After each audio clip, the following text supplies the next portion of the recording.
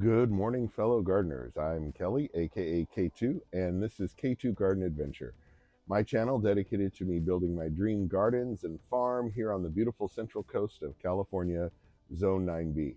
So this morning, I'm going to finally get around to rebuilding the flag garden, I think for the second or third time, and let me show you what we've got. All right, so this is my staging area on the back of the house. So got a lot of beautiful things in here, projects waiting to get done.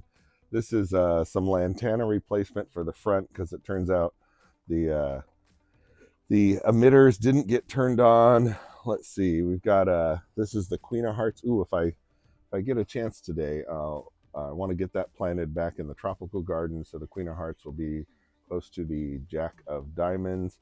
Um, Also, these are a whole bunch of Rocapulco double impatiens that have been waiting to get planted in the camellia beds for months. So also could maybe get to that. We have some Veronica here that need to find a home.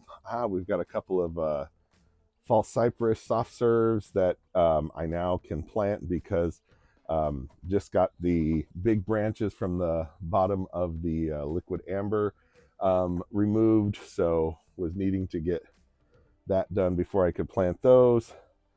Here we have some beautiful blue Lobelia that probably should have got planted a while ago, but this is going to go out there. We've got some snowdrift, mini vista snowdrift also, which is going to go out there. I think we've got some scarlet and some other reds. Let's see. Oh, these were like on clearance sale, and there were some beautiful succulents. So I wasn't sure which one to get, so I got all three because I need two. Oh, we've got some Shasta daisies that is also going out there. And what is this right here? I think this is as well. This is, oh, some phlox. We got some white, a couple of white phloxes and some Shasta daisies.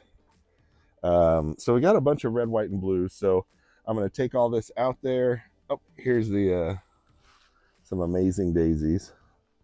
All right, yeah, there we go, Daisy May. So let me get all this out to the flag garden and see if we can't get this knocked out.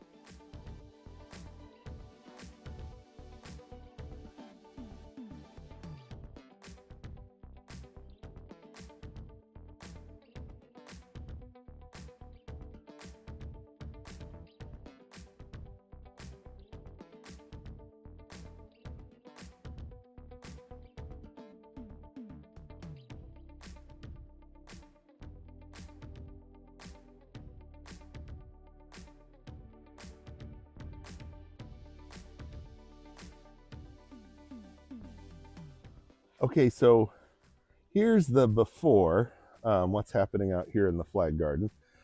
These carpet roses, those need to be deadheaded and maybe cut back a little bit. Um, Maybe gonna trim the geraniums back. Those big red geraniums have been amazing, but boy, did they grow bigger than I was expecting them to. So that's pretty awesome.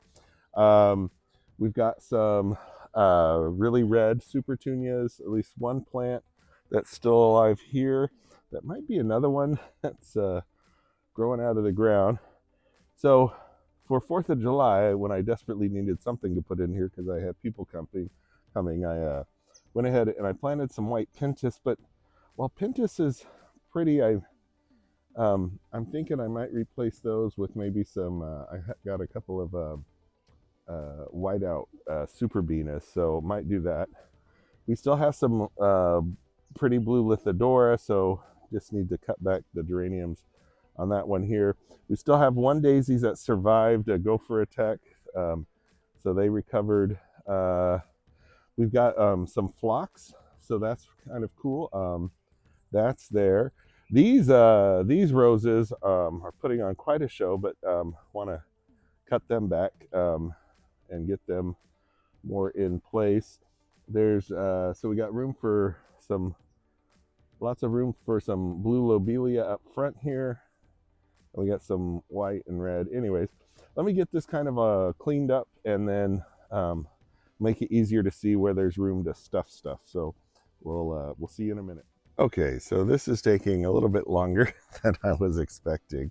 Plus, I just got a visit from my neighbor who was interested in everything I was doing. But over on this side, I got the patio rows or carpet rows right there cleaned up, and then trimmed up these two geraniums that were big and overgrown like those. So uh, need to get these other two geraniums in that rows cleaned up, and then I'll actually, be able to see um, where I have room to put things. So let me get started on that.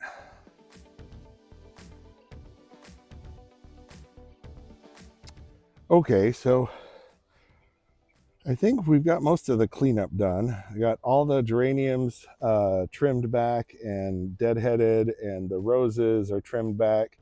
And I tried to remove some of the grass that's growing up from the base of the rose, but that's just impossible to get your hand in there.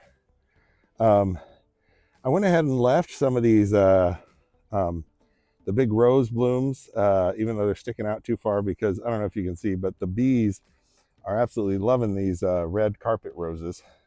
They're all over it. So, um, some of them have some life left in them. So we'll leave those for the bees. While I was in there, I'm working on sort of design where I want to place things.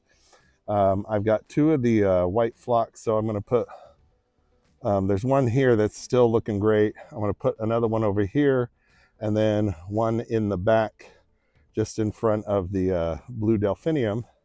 So that'll balance. And then I've got two more daisies, so I'll put one on either side. Yeah, so the design in my head is coming together. So now it's just a matter of making it a reality. So let me get on that.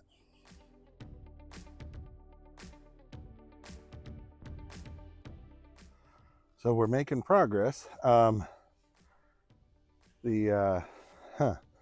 I just put in over here, I've got two Supertunia Vista snowdrifts on the outside, and then I just had two of the Mini Vista. So I put the two on the outside and that one there, and then I will repeat that pattern over here.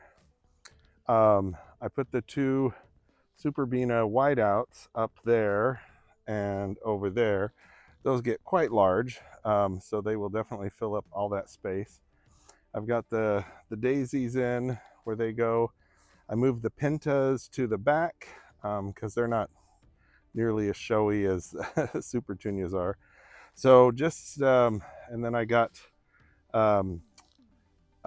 three Supertunia Really Reds, and then 5 Mini Vista Scarlets across the front, and then another 3 Really Reds. So I'm using what was still alive and then trying to make symmetry with additional stuff. So anyways, just need to get the other 3 white Supertunias in, and then finish up with the big drift of blue Lobelia, and then water everything in. So let's get this finished.